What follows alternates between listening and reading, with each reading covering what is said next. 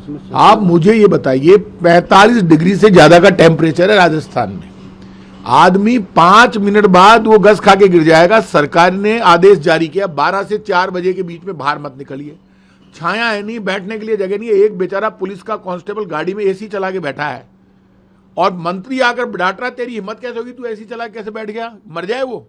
आप अंदर एसी में बैठे हुए आराम कर रहे हो, मीटिंग कर रहे हो, मजे कर रहे हो, नाश्ता कर रहे हो आप, और बाहर आके आप बदतमीजी कर रहे हो। आप राजाओं के राज में भी अपनी प्रजा को, अपने स्टाफ को बाकायदा उतना ही सम्मान दिया जाता है जितना राजा भुगतता था।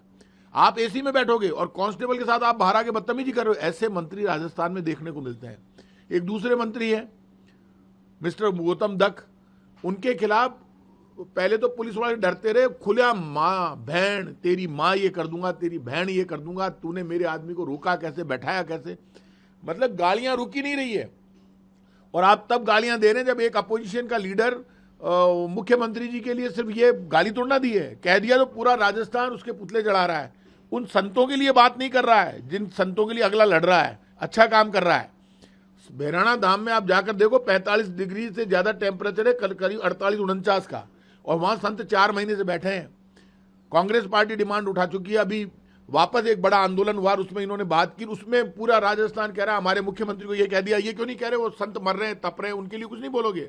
राजस्थान के 2 मंत्री गौतम दत्त और संजय शर्मा, दोनों को माफी मांगनी चाहिए तुरंत प्रभाव से। मां बहन की गालियां दे रहे हैं जनता को, राजस्थान को, ये राजस्थान का अपमान है। पुलिस वालों कह रहे हैं इसकी मां का, इसकी बहन का, तू तेरा ये कर दूंगा वो कर दूंगा। यदि मंत्री ये कह रहा है और फिर माफी नहीं मांग रहा है तो ये दुर्भाग्य है। क्यों नहीं मांग रहे माफी? और संजय शर्मा को माफी मांगनी चाहिए कि एक बेचारा सिपाही कांस्टेबल जो गाड़ी में एसी चलाकर बैठा है, आप उसके ऊपर इतनी बदतमीजी के साथ बात करोगे, तूने एसी कैसे चला लिया। आपको तुरंत प्रभाव से उससे भी माफी मांगनी चाहिए, राजस्थान की जनता से माफी मांगनी चाहिए। दोनों मंत्रियों को यह कहना चाहिए कि भविष्य में ऐसा नहीं करेंगे। यदि वो माफी नहीं मांगते हैं तो भजनलाल शर्मा मुख्यमंत्री और भाजपा के प्रदेश अध्यक्ष मदन राठौड़, दोनों से मेरा सवाल है, वो सामने आकर बताए क्या गौतम दत्त ने मां बहन की जो गालियां दी पुलिस वालों को, तो और संजय शर्मा ने जो पुलिस के साथ व्यवहार किया, तो आम आदमी क्या एसी में नहीं बैठेगा? क्या ये भाषा भारतीय जनता पार्टी की है? क्या भजनलाल शर्मा की सरकार इसी तरह मां बहन की गालियां देगी और मां बहन की गालियां देकर आप शासन करोगे? यदि आपका यही चरित्र है तो आप जवाब मत देना। यदि आप जवाब नहीं देते हैं तो भजनलाल शर्मा जी, मदन राठौड़ जी, गौतम दत्त और संजय शर्मा का जो व्यवहार है वो भाजपा पार्टी का व्यवहार माना जाएगा, भाजपा सरकार का व्यवहार माना जाएगा। ये पाप है और इस पाप में आप शामिल है यदि आप जवाब नहीं देते हैं।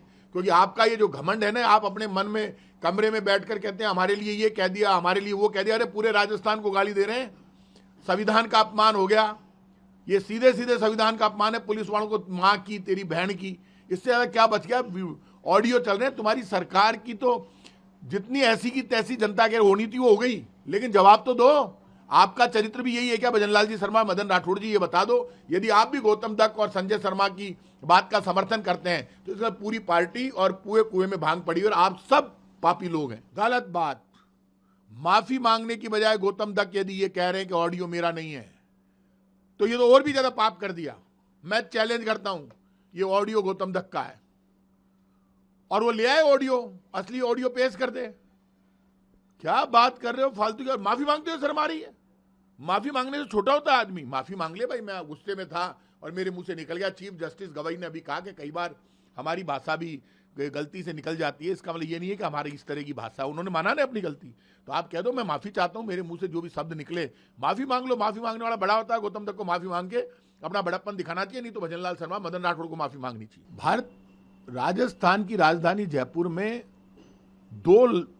2 करोड़ लीटर पानी उस दिन हम गए थे, हमने घेराव किया जल भवन का। तुरंत ऑर्डर लेकर चीफ इंजीनियर देवराज सोलंकी और अजय सिंह राठौड़ बाहर आए और उस दिन मैंने घेराव करके कह दिया था कि अभी मैं मुख्यमंत्री और मंत्रियों का कनेक्शन काटने के लिए जा रहा हूं। उस दबाव में उन्होंने लिख के दिया, पानी भी बढ़ा दिया। पानी की अभी भी प्रॉब्लम है पूरे राजस्थान में। राजस्थान में इन्होंने कंटिजेंसी प्लान नहीं बनाया। राजस्थान देश का सबसे गर्म प्रदेश है, पानी की कमी है। गर्मी आने से पहले किसी की भी सरकार हो कंटिजेंसी प्लान बनता है। सब जगह जहां पे रेल से पानी भेजना वहां रेल से भेजते हैं, जहां टैंकरों से भेजना टैंकरों से भेजते हैं, जहां बोरिंग हो सकते हैं तुरंत बोरिंग किया जाता है और पानी उपलब्ध कराया जाता है और टैंकर फ्री कर दिए जाते हैं। अब की बार इन्होंने ना तो टैंकर फ्री किए ना पानी फ्री किया। राजस्थान के बांध पहली बार भरे हुए हैं और उन बांधों से ये पानी सप्लाई नहीं कर पा रहे, और इन्होंने कंटिजेंसी प्लान, इनको फुर्सत ही नहीं है, पता नहीं सरकार कौन चला रहा है। तो अब आप पानी, जब राजधानी में लोग 50 रुपए का कैंपर और 500 रुपए का टैंकर खरीदेंगे, आपने मेरे से वहां प्रॉमिस कर लिया, पानी बढ़ा दिया जयपुर में थोड़ी बहुत प्रॉब्लम सॉल्व हो गई, लेकिन राजस्थान प्यासा मर रहा है।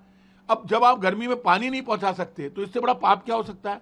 पानी को तरस रहे हैं लोग, और उस दिन पानी यात्रा निकाली, इन्होंने स्वीकार कर लिया। यदि राजस्थान भर में, जयपुर में थोड़ा ठीक हुआ, पानी को लेकर जो हमसे समझौता किया, टैंकर फ्री देंगे राजस्थान में, सब जगह व्यवस्था कर देंगे, यदि हालात नहीं सुधरे तो मुख्यमंत्री निवास का हम घेराव करेंगे पानी को लेकर। इसके अलावा जो आपराधिक घटना है, आपराधिक घटनाओं का मामला यह है कि मेरी आत्मा रो रही है। दिनेश मीणा बांदी कुई में पानी मांगते मांगते मर गया। मतलब मैं क्या बोलूं आपको, मेरे पास शब्द नहीं है। जब से मैंने वो वीडियो देखा है मेरा दिमाग खराब। बेवजह बांध रहे हैं उसको, कौन है ये गुंडे? अरे उठाकर बंद करो इनको, निकालो जुलूस इनके, और फास्ट ट्रायल लेकर इनको मॉब लिंचिंग के केस में बंद करके सख्त से सख्त सजा दो।